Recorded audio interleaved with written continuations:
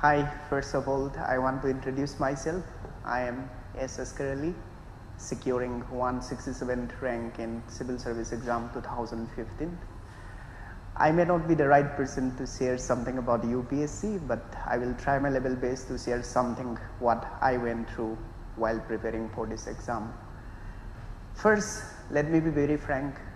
There is no such thing called master key for success in this exam. You have to find a particular key. You have to find a particular strategy that suits your personality, that suits your strength, that suits your weaknesses. So let me begin with pre-preparation. Since for pre, they focus on objective questions having negative marking system. So there is a need to focus on precision. So for pre, maximum practice, especially objective questions is the key. But how to begin? You have to begin with standard books, especially NCERTs. Even for NCERTs also, you have to read around 10 or 12 NCERTs like Fundamentals on Physical Environment, Indian Physical Geography, Modern Indian History, Ancient History, something like this. That means when you begin, you have to focus on your foundational basis. That means basic concepts. You should be very clear on basic concepts. You should not focus much on current affairs for pre. So for pre, maximum practice, especially MCQs. That too, you have to focus on precision. For me, when I appeared in 2013, I didn't focus much on precision. Luckily, I saved in 2013, but I failed by 1 mark in 2014 in pre. So that means if you focus on precision, you can easily save 10 marks to 20 marks. But these days, for the last 3 years, in pre, they do ask around 20 to 25 questions from environment. Normally, aspirants, they tend to neglect environment portion. So for environment, please do refer Shankar IAS Academy and around 40 pages on climate change in economic survey. So if you focus on environment, you can attempt around 25 questions very easily out of 80-90 questions. Suppose you attempt 80 questions, 65 questions are correct, and 25 questions from environment if you attempt nicely and all questions are correct, then definitely around 30% is done only with one paper preparation. So please don't neglect about environment. It is very relevant these days. And for mains, especially mains, they do focus on current affairs, especially paper 2 and 3. For paper 1, since they ask on history and geography, more or less they are static. So for this, you have to refer standard books like Physical Geography, G.C. Leong. You have to know fundamentals on physical environment, and then modern history spectrum, then again world history, normal law. So for paper 1, please do focus on static portions, but even in paper 1 also, they may ask questions related with current topics. For this, you can read Hindu paper very nicely. And for paper 2 and 3, since they focus on current affairs, please don't ignore current topics, contemporary issues. For this, you have to read Yojana nicely. You have to read the Hindu newspaper nicely. For this, at least you should use study materials of one coaching institute. It may be GS Score, it may be Bajiram, it may be Vision, it may be ALS. So, but when you follow, please do follow for only one coaching institute. Otherwise, it will be very time consuming and you may not be very comfortable. So for current affairs, please do follow only one coaching institute. That is more than enough for mains. And again, for paper 4, even for myself also, I have been preparing ethics for the last 2 years, but I didn't find even a single question in UPSC paper this time, even a single question from my preparation. That means it is just like on the spot, you have to think, you have to write, and you have to reproduce what might be the expected answers. So for ethics also, it is just like an art. It's not just about preparation. So your personality will be reflected in ethics paper. So personality is not only for personality test, even for men's it is required. Even in our day-to-day life, we have to use right choice of words, we have to do good deeds. Suppose if our actions, if our words are not good enough, then definitely that will be reflected in ethics paper. So even while solving ethics paper also, please don't neglect case studies, because there you can score maximum. Rate of returns is very high in case studies. Even while solving the paper also, please do begin from case studies where you can spend enough time. And then these days, even for ethics paper, since the paper is very lengthy, please do maintain speed. Speed is the key for mains, including ethics paper.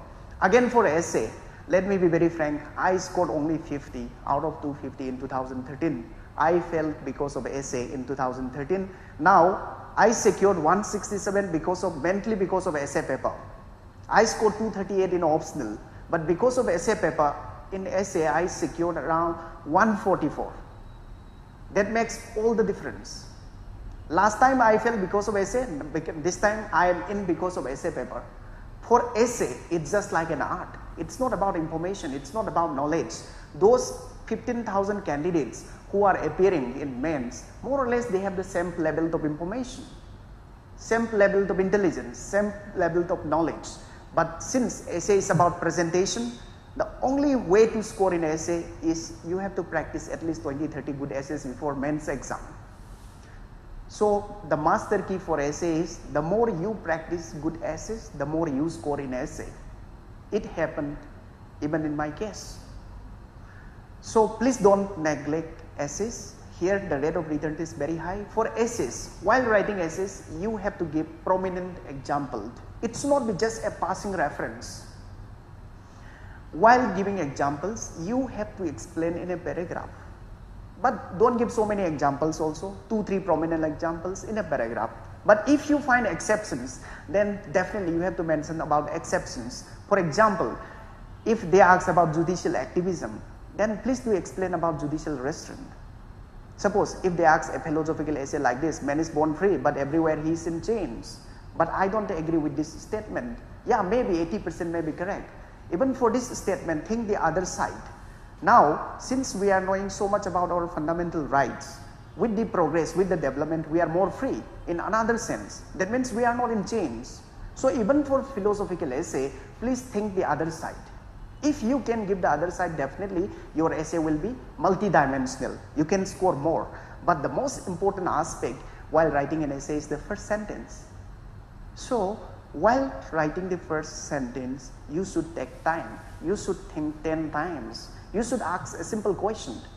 Why this essay is being asked in UPSC? You should find a context. Otherwise, if you cannot find a context, you can use some famous quotes. Even in my case, for both the essays, I began with quotes, famous quotes related with education, related with technology. So like this, you have to begin. Again, while ending an essay, conclusion is very important. So before beginning an essay, first you should have a draft conclusion. Only when you know where to end, you can start writing an essay. So conclusion is very important. First sentence is very important. Examples are very important. Then these exceptions are important. More to this, essay is all about continuity. You have to find a balance between paragraphs.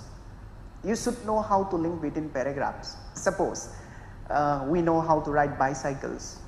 Initially we failed many a times, but at the end we find a particular balance. Because of that particular balance, we can ride bicycles. It is like that in essay. When you write more and more essays, you can find a particular balance. Because of that particular balance, you can link between paragraphs. So this is the only way out for essay.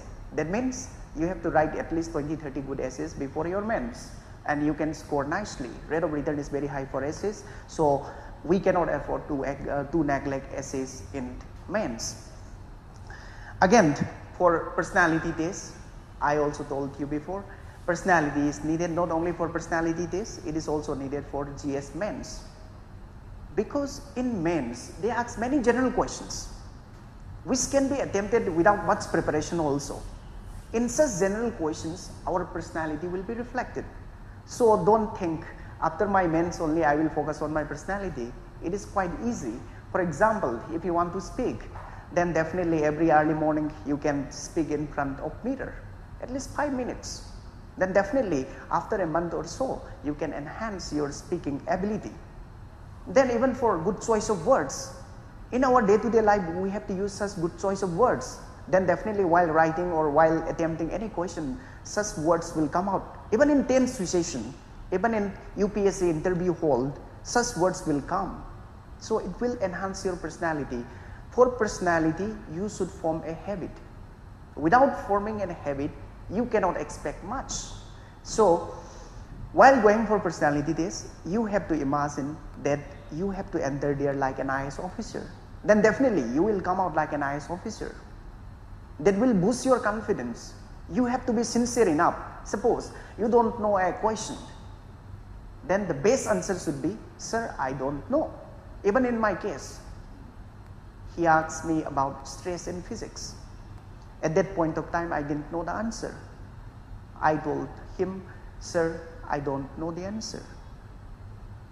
He wanted to grill me. He told me, since you did physics from Hindu college in graduation, at least you should know the concept of stress in physics. I do agree with his statement. Yes, sir, I do agree with your statement. But right now, sir, I don't know the exact, precise definition of stress in physics. That means you have to accept. If you don't know, you have to accept. What is the harm in that? You have to be very sincere. But you have to be confident. You have to keep smiling. That will show who you are. So in personality test, they check who you are, not what you know. It's not about knowledge. It's all about confidence. It's about sincerity. It's about a balanced person, a mature person, a disciplined person. So it is easy. It will be easy only when you have a habit. So for personality, please do form a habit. Then it will be extremely easy in UPSC personality hall. Again, for aspirants, how to begin preparation is a very tricky question. I have to answer that. It may not be the best answer, but I will tell you. First, please do take the syllabus for pre as well as for mains. Be thorough with the syllabus. Then collect 10 years question papers both for pre as well as mains. Analyze them very nicely. After this analysis, you have to think nicely why you want to become an IAS officer. Not just before personality test, before beginning your preparation. That is quite important, because since this part is very tricky and rough, in your darkest period, if you know the exact reason to be here, then definitely you will not be tense. You can hold your nerves. So you have to know the exact reason why you are here. Suppose if you want to serve the society, if you impact maximum number of lives possible, or if you want to help the poor, if you want to help women, if you want to help the minorities, you should be very clear with that particular idea. Even in my real life, since I didn't appear any other exam, and even I didn't appear for state PCS, and I didn't do MSc physics, so there were so much pressures, criticisms, and even from my parents. They do question me many a times, but I was very happy with my approach, because I was very clear with myself what I want to do in my life. So for every aspirant, before starting your preparation, please be very clear why you are here. Then again, in sum up, for pre, maximum practice, especially MCQs. For mains, maximum writing practice, and for personality test, maximum speaking. But while speaking, you should be very sincere, you should be very balanced, and you should be very relevant. Then definitely you can score very nicely. And after all, this exam is not very tough. Process is tough. If the exam is very tough, do you think a graduate with 22 years old can top this exam in her first attempt?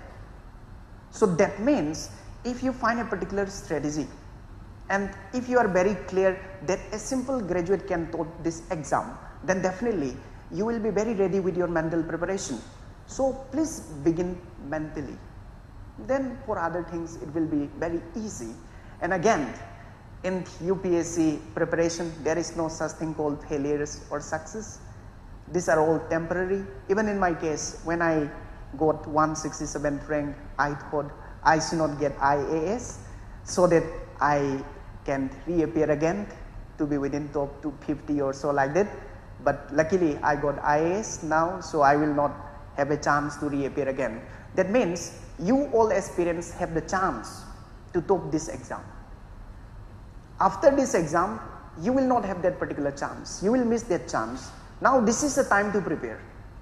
If you prepare sincerely, then definitely no one can stop you. This exam is about sincerity. This exam is about approach. This exam is about discipline. This exam is all about dedication. Suppose many successful candidates will come and inspire you, motivate you, but it will be of short term. But if you know the exact reason why you are here, you can dedicate your whole life or 3 years or 4 years for this exam. So more than motivation, you have to know the exact reason for dedicating for this particular exam. And let me tell you, if you pretend to become an IAS officer, or if you behave like an IAS officer, definitely that will be reflected in your preparation. And again, for time management, since it is very crucial, let me speak something on time management. Most important thing is, whatever you do, whatever you study, that should be of quality, not in quantity terms. It doesn't matter whether you read 5 hours, 6 hours, 7 hours, 8 hours, 10 hours in a day. The most important thing is there must be consistency. There must be no break. Suppose if a student studies 10 hours in one day, 5 hours in another day, 15 hours in another day, definitely it will be of no use. So at least please study 6 hours, 7 hours every day. That is more important. And then definitely we don't have a tendency to think nicely. Suppose if you spend 30 minutes every day before sleeping for a week or for a month or so, you can take a Xerox copy of yourself. Suppose if you think, oh, what did I do in the morning? What did I do in coaching class? What did I do in the evening? Then definitely for each day, for each week, for each month, if you think nicely 30 minutes before you sleep, then you will know what are supposed to be done, what are supposed not to be done as an aspirant. Many times, even for myself, while preparing, I did 70 to 80% of things which are not required to be done by an aspirant. That means every aspirant should know what not to do. Even while preparing also, we have a tendency to buy many books from the market, and we will read all those irrelevant stuffs that will consume our time, our energy, our money, and everything, who knows. So you have to know what to do, especially what not to do. This is important for time management. And again, suppose personally I don't have a habit to read 10 hours every day. So considering my strength and weaknesses, I form a group with my friends who are preparing sincerely for this exam. Through this group discussion, I save a lot of time. We used to divide topics. Some of my good friends, they prepare another topics like IR, economics and current affairs. I prepare other subjects. So when we discuss in points, key points. So we save time, we exchange our views, over and above we motivated each other. This is important. Group discussion. Otherwise, if your group members are not sincere, it will be time consuming rather than time managing. So you have to understand, you have to know what to do even while forming a group also. So group management, and then again 30 minutes thinking before you sleep. Again, whenever you read, even for a single sentence, it must be of quality. Focus on quality rather than on quantity. And then joining test series is very crucial, because even for me, I joined 2 test series for pre, GS score and ALS, and 3 test series for mains, ALS, vision and Baiju. So because of that test series, there are many advantages. First, I can maintain speed. I can enhance my speed while writing in UPSC. Second, that provides a conducive environment for competition with other aspirants. Conducive environment. and I can realize my weaknesses. Which topics I am not covering, which topics I need to focus. So what to focus, what not to focus, you can comprehend while joining test series. And after all, test series is just like a mock drill for UPSC real exams. So test series is very important. If you don't have time to go for test series, you can collect question sets from market and you can solve in your place. And even for, suppose if you solve 3 test series in a day for mains, it will be extremely easy to solve 2 tests in UPSC hall. Suppose for paper 2 and for paper 4 GS paper, since it is in the evening session, I didn't have a tendency to write nicely. We feel more or less for us a laziness in second paper.